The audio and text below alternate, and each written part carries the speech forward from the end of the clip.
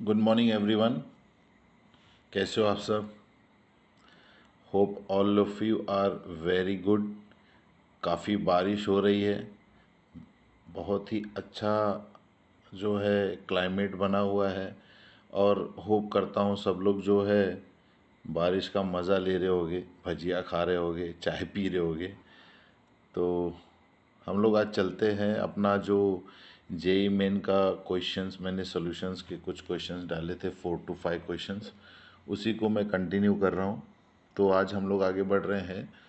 Next question मैंने लिया है, mass of ethylene glycol to be added to 18.6 kilogram of water to protect freezing point at -24 degree in kilogram, at -24 degree, और वो मास हमें kilogram में निकालना है। मोलर मास हम लोगों को दिया गया है, कितना दिया गया है मोलर मास हमें मोलर मास दिया गया है इथिलीन ग्लाइकोल का 62। ठीक है, तो आगे बढ़ते हैं हम लोग आज। और के की वैल्यू भी दिया है 1.86 केल्विन केजी पर मोल। तो सबसे पहले तो क्वेश्चन समझ लेते हैं कि क्वेश्चन में एक्चुअली दिया क्या गया है। ठीक है, तो क्वेश्चन में बोला जा रहा है कि अगर हमें 18.6 किलोग्राम अगर वाटर है हमारे पास, इसके फ्रीजिंग पॉइंट को मुझे -24 डिग्री सेल्सियस बनाना है। हम जानते हैं कि वाटर का जो फ्रीजिंग पॉइंट होता है वो 0 डिग्री होता है। तो अगर हमें इसके फ्रीजिंग पॉइंट को -24 डिग्री पे लाना है, तो इसमें हमें सीधी सी बात है नॉन वॉलेटाइल सॉल्यूट डालना है। तो क्वेश्चन है कि कितना डालना है, और वो नॉन वॉलेटाइल सॉल्यूट का नाम भी हमें बता दिया कि हमें इथिलीन ग्लाइकॉल डालना है। ये हमारा जो है नॉन वॉलेटाइल सॉल्यूट है, ये हमें डालना है। तो क्वेश्चन है कि कितना डालना है। ठीक है, तो ये फॉर्मूला है हमारा delta T F is equal to freezing point of solvent minus solution. जो सॉल्वेंट है वो वाटर है, तो उसका 0 डिग्री है, minus of -24 degree celsius will be equal to 24 degree celsius. ठीक है, तो अब हम लोग इसको थोड़ा आगे लेते हैं। तो अब जो है अगर ये 24 डिग्री हो जाता है, ये फॉर्मूला हमारा जो है delta T F is equal to K F into W2 weight of solute upon molar mass of solute into weight of solvent multiply by 1000। ठीक है, तो इसमें ये जो है ये वेट ऑफ सल्यूट है, ये मोलिकुलर वेट ऑफ सल्यूट है, मोलर मास ऑफ सल्यूट। ठीक है, और ये वेट ऑफ सॉल्वेंट है। ठीक, तो हमें एक्चुअली कैलकुलेट करना है कि वेट ऑफ सल्यूट की जो वैल्यू है वो कितनी है, ये कितना किलोग्राम होगा कि जिससे जो फ्रीजिंग पॉइंट है वो -24 डिग्री हो जाए वाटर का। तो ये तो हमने निकाल लिया है 24 degree Celsius equal to K F की वैल्यू है 1.86। अच्छा, अगर ये डिफरेंस ऑफ टेम्परेचर हमेशा डिग्री सेल्सियस और केल्विन में सेम होता है, तो इसको मैं केल्विन भी लिख सकता हूँ, कोई दिक्कत नहीं है। तो ये हो गया 24 kelvin into W2 upon molar मास 62 है और वेट ऑफ सॉल्वेंट 18.6 किलोग्राम दिया है। तो हम लोग अगर कैलकुलेशन करेंगे तो वेट ऑफ सल्यूट की जो वैल्यू आएगी वो हमें आएगा 14,880 ग्राम, जिसको मैं लिख सकता हूँ 14.88 किलोग्राम। ये हमारा आंसर है। तो क्वेश्चन ये रहा। एक बार ज़रा क्वेश्चन का आप लोग स्क्रीनशॉट ले लेंगे एंड सॉल्यूशन का भी स्क्रीनशॉट ले लेंगे तो मैं आगे बढ़ सकता हूँ। तो हमारा जो नेक्स्ट क्वेश्चन है वो ये वाला क्वेश्चन है, vapour pressure of 30% weight by volume aqueous solution of glucose is dash millimetre mercury. तो अब यहाँ पर हमें जो है ग्लूकोज का वेपर प्रेशर, ग्लूकोज सोल्यूशन का वेपर प्रेशर निकालना है। मतलब क्वेश्चन ये है कि हमारे पास वाटर है और इस वाटर का वेपर प्रेशर हमें दिया गया है 24 मिलीमीटर मर्क्यूरी। इसमें ग्लूकोज डाला गया, 30% ग्लूकोज है इसमें, जिसका मतलब होता है कि 30 ग्राम पर 100 ग्राम हो गया, यानी ग्लूकोज का वेट 30 ग्राम है पर 100 ग्राम ऑफ सोल्यूशन। ठीक, और यहाँ पर हमें इस सोल्यूशन का वेपर प्रेशर निकालना है, पीएस निकालना है। ठीक है, तो सबसे पहली चीज़ तो हम लोग यहाँ पर क्या करेंगे कि हमें डेंसिटी ऑफ सोल्यूशन दिया गया है, इससे हम लोग सोल्यूशन का मास निकाल लेंगे। हमें एक्चुअली यूज़ करना है ये वाला formula, P01 minus P S upon P0, relative lowering of vapour pressure का फार्मूला यूज़ करेंगे, W2 upon M2 into M1 upon W1, ये हम यूज़ करने वाले हैं।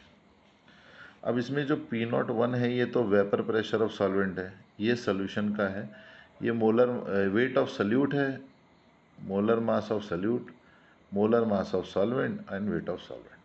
तो हमें वेट ऑफ सल्यूट तो पता है कि 30 ग्राम सल्यूट है, मोलर मास ऑफ सल्यूट भी पता है 180 ग्राम दिया है, मोलर मास ऑफ सॉल्वेंट हमारा वाटर है तो उसका वैल्यू भी 18 ग्राम है, एंड वेट ऑफ सॉल्वेंट पहले हम निकाल लेंगे और हमें P01 मालूम है। तो अगर हम लोग वेट ऑफ सॉल्वेंट निकाल लेंगे तो हमारा काम हो जाएगा। ठीक है, तो वेट ऑफ सॉल्वेंट हमें नहीं दिया है, वो कैसे निकालें? तो हमारे पास फॉर्मूला है, डेंसिटी ऑफ सोल्यूशन होता है मास अपॉन वॉल्यूम।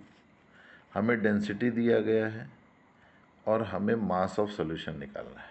ठीक है, तो हम क्या करेंगे, डेंसिटी और वॉल्यूम हम क्या ले रहे हैं, 100 ग्राम। यहाँ पर वेट बाय वॉल्यूम है तो एक्चुअली यहाँ पर हमें लेना चाहिए 100 ml, यहाँ हो जाएगा 100 ml। ठीक है, तो 30 ग्राम पर 100 ml यानी वॉल्यूम ऑफ सोल्यूशन 100 ml है। So therefore mass of solution हो गया आपका density multiply by volume. Density है 1.2, वॉल्यूम है 100, तो ये हो गया 120 ग्राम हो गया, जिसमें से अगर मैं 30 ग्राम माइनस कर देता हूँ तो मुझे 90 ग्राम आ जाएगा weight of solvent, weight of solvent मिल जाएगा। तो एक बार मुझे वेट ऑफ सॉल्वेंट मिल गया, बाकी सारी चीज़ तो हमारे पास अवेलेबल है, तो हम अपना कैलकुलेशन अब प्रोसीड कर सकते सब्सटीट्यूशन करके। तो इसमें सारी चीज़ अगर मैं सब्सटीट्यूट कर देता हूँ तो P0 की वैल्यू है 24 minus PS upon 24, wait of salute है हमारा 30, मोलर मास ऑफ सल्यूट है 180, मोलर मास ऑफ सॉल्वेंट हमारा वाटर है तो 18 होगा, और अब हमें कैलकुलेट करके 90 निकाल लिया उसका वेट। तो ये कैलकुलेशन अगर हम सॉल्व करेंगे तो PS का जो वैल्यू आएगा हमें, वो आएगा हमें 1 सेकेंड, हमें एक्चुअली पहले ये निकाल लेना चाहिए, हमें पहले ये निकालना है। ये 24 को मैं यहाँ ले जाता हूँ तो मुझे मिलेगा 24 minus PS is equal to 30 into 18, और ये 24 मैं वहाँ ले जाऊँगा अपॉन 180 इंटू 90, ये मुझे आंसर आएगा 0.8।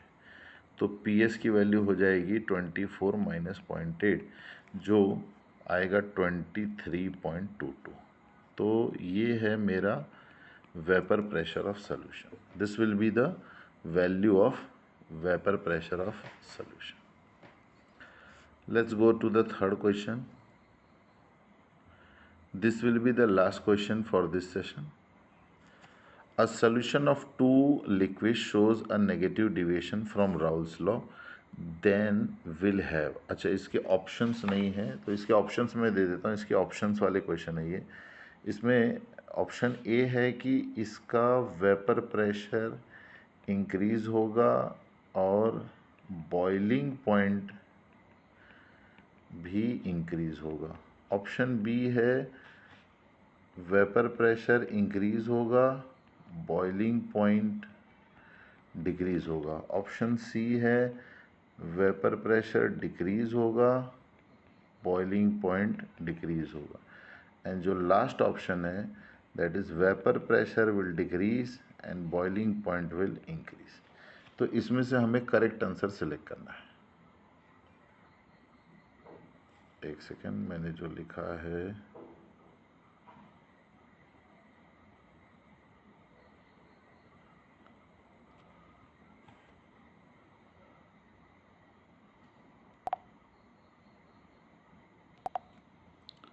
तो ये हमारे ऑप्शन है।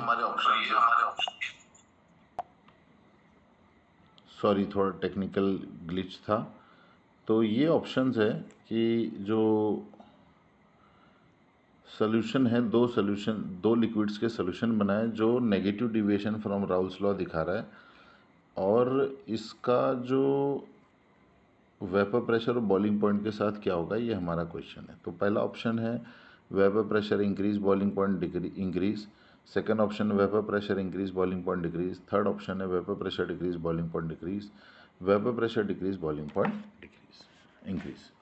तो अब इसमें जो है, देखिए क्या होता है कि किसी भी लिक्विड में अगर हम लोग नॉन वोलेटाइल सॉल्यूट डाल रहे हैं, किसी भी लिक्विड में अगर हम लोग नॉन वोलेटाइल सॉल्यूट डालते हैं तो उसका वेपर प्रेशर तो डिक्रीज़ होता ही है।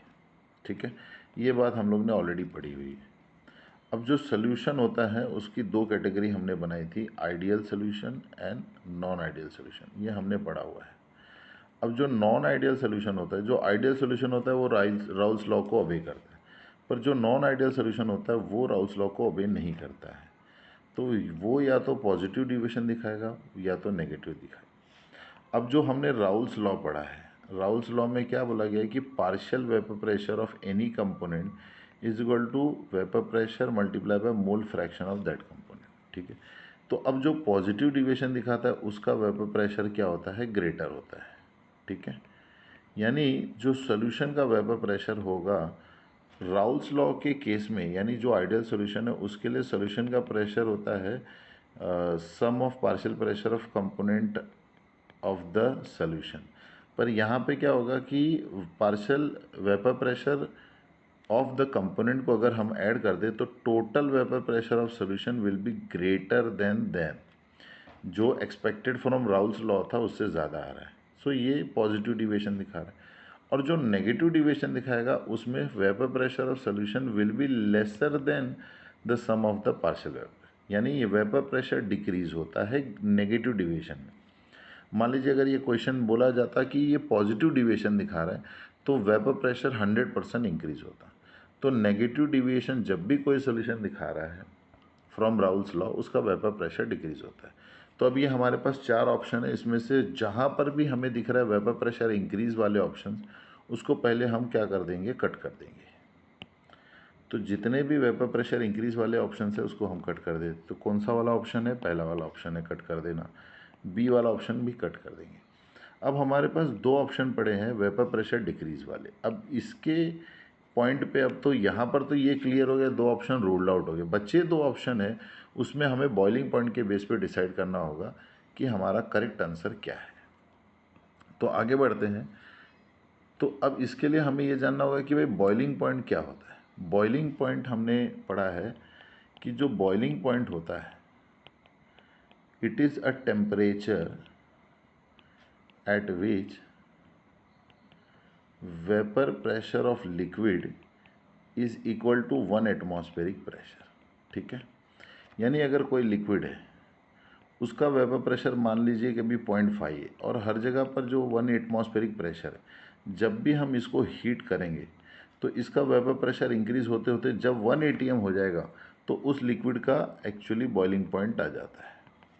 अब अगर किसी लिक्विड का जो नॉर्मल वेपर प्रेशर है वो अगर घट जाता है सपोज़ करो ये 0.5 का 0.3 हो गया, तो अब इसे 1 एटमॉस्फेयर पे हमें लाने के लिए ज़्यादा टेम्परेचर लगेगा, ज़्यादा हीट लगेगा।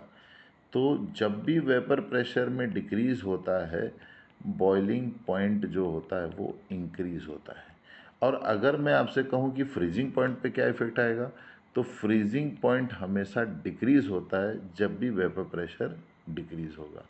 तो अब इस पर्टिकुलर एक्सप्लेनेशन से हमारा ये पॉइंट तो क्लियर हो गया कि हमारा जो आंसर है, मुझे लगता है आप लोग अब बता सकते हो करेक्ट आंसर क्या होना चाहिए।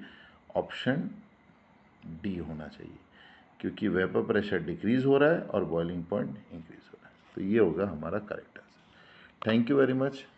तो लाइक कीजिए, सब्सक्राइब कीजिए, और भी जेई के क्वेश्चंस धीरे धीरे मैं अपलोड करते रहूँगा।